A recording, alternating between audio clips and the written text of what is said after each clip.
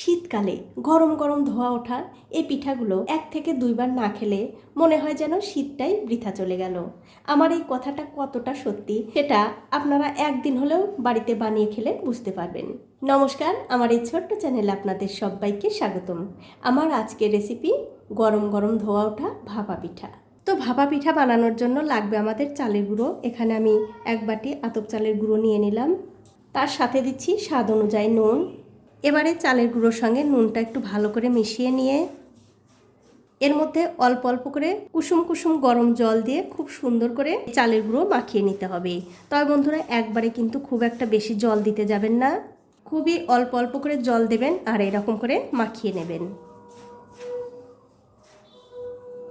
দেখুন, অল্প অল্প করে জল দিয়ে খুব সুন্দর করে কিন্তু আমি এই চালের গুঁড়ো মাখিয়ে নিয়েছি।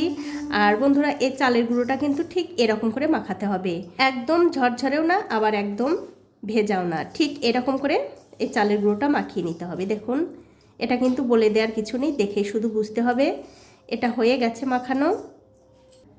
এখন একটা ঢাকা দিয়ে 10 মিনিটের জন্য রেখে দিচ্ছি, এতে করে চালের গুঁড়োগুলো খুব ভালোভাবে ভিজে যাবে। 10 মিনিট পর আমি ঢাকাটা তুলে নিচ্ছি।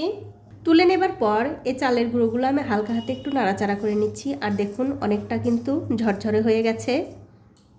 এখন দেখতে পাচ্ছেন এরকম একটা ছাঁকনি নিয়েছি।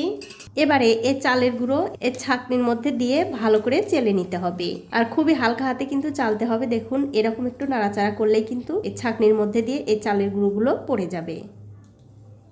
দেখুন, সবটুকু চালের গুঁড়ো কিন্তু আমি খুব ভালো করে চেলে নিয়েছি।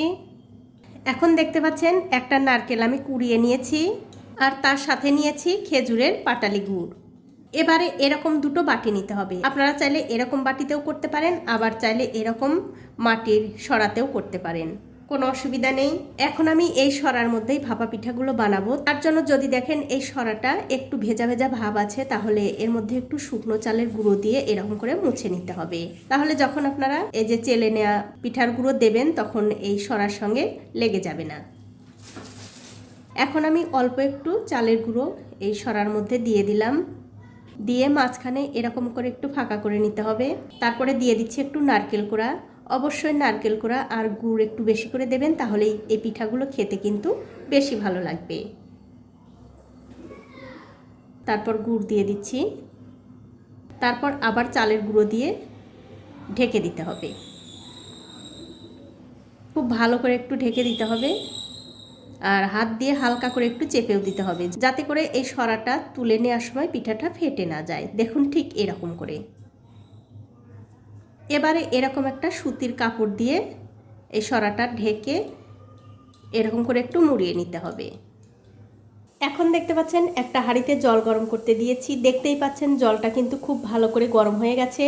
জলটা যখন ভালো করে গরম হয়ে যাবে, তখন এর উপরে দিয়ে দিতে হবে এরকম একটা ছাঁকনি। তারপর এই ছাঁকনির মধ্যে দিয়ে দিতে হবে আগে থেকে বানিয়ে রাখা সেই পিঠাটা।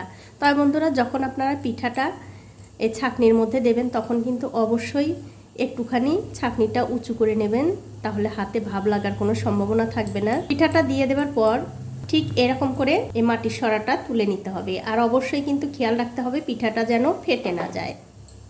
তারপরে এই কাপড়টা দিয়ে খুব ভালো করে এই পিঠাটা ঢেকে দিতে হবে। ঢেকে দিয়ে এই হাঁড়ির ওপরে বসিয়ে দিয়ে এরকম একটা সরা দিয়ে ঢেকে দিতে হবে। আর বন্ধুরা, আপনারা কিন্তু অনেকেই বলেন যে ভাপা পিঠা বানাতে গেলে ভেতরে সেদ্ধ হয় না, কিংবা নামানোর পরে ঝুরঝুরে হয়ে যায়। তার একটাই কারণ, এই যে আমি ঢাকাটা দিয়েছি, এই ঢাকাটা এমনভাবে দিতে হবে এই ঢাকার ভেতর দিয়ে যেন ভাপটা বেরিয়ে না যায়। সেরকম একটা ঢাকা দিয়ে এই পিঠাগুলো বানিয়ে নেবেন, তাহলে একটা পিঠার মধ্যে কাঁচাও থাকবে না, আবার ভেঙেও যাবে না। এখন আমি এই পিঠাটা হওয়ার জন্য 4 থেকে 5 মিনিট অপেক্ষা করব। ঠিক 5 মিনিট পর আমি ওপর থেকে ঢাকাটা তুলে নিলাম। তুলে নিয়ে এই পিঠাটা আমি একটু দেখে নিচ্ছি ঠিকঠাক সেদ্ধ হয়েছে কিনা। দেখুন, পিঠাটা কিন্তু সেদ্ধ হয়ে গেছে। এখন এই পিঠাটা আমি অন্য একটা প্লেটে তুলে নিচ্ছি। তুলে নিয়ে কাপড় থেকে বের করে আপনাদের দেখাচ্ছি কত সুন্দর পিঠা হয়েছে। দেখুন, দেখতেই পাচ্ছেন কত সুন্দর পিঠা হয়ে গেছে। এবার আমি যে পিঠাটা বাটির মধ্যে বানিয়েছি সেই পিঠাটাও আপনাদের দেখাচ্ছি। আমি আজকে আপনাদের যেভাবে পিঠা বানিয়ে দেখাচ্ছি, আপনারাও যদি ঠিক এরকমভাবেই পিঠাগুলো বানান, আপনাদের পিঠাগুলো কিন্তু একদম পারফেক্ট হবে। আর এই বাটিটা কিন্তু আমি আগেও বলেছি খুব সাবধানে তুলতে হবে যাতে পিঠাটা ফেটে না যায়। তারপর আবার কাপড় দিয়ে ঢেকে এটাও আমি হাঁড়ির উপরে দিয়ে দিলাম। আর বন্ধুরা, যতগুলো পিঠা ভাজবেন ততক্ষণ পর্যন্ত কিন্তু গ্যাসের ফ্লেমটা বাড়ানো থাকবে। আমি আবার ঢাকা দিয়ে 5 মিনিট অপেক্ষা করব এই পিঠাটাও হওয়ার জন্য। ঠিক 5 মিনিট পর আমি আবার ঢাকাটা তুলে নিলাম। তুলে নিয়ে এই পিঠাটাও দেখে নিচ্ছি এটাও ঠিকঠাক সেদ্ধ হয়েছে কিনা। দেখুন এই পিঠাটাও কিন্তু সেদ্ধ হয়ে গেছে। এখন আমি এই পিঠাটাও কাপড়ের মধ্যে থেকে বের করে নেব। দেখুন কত সুন্দর পিঠা হয়েছে।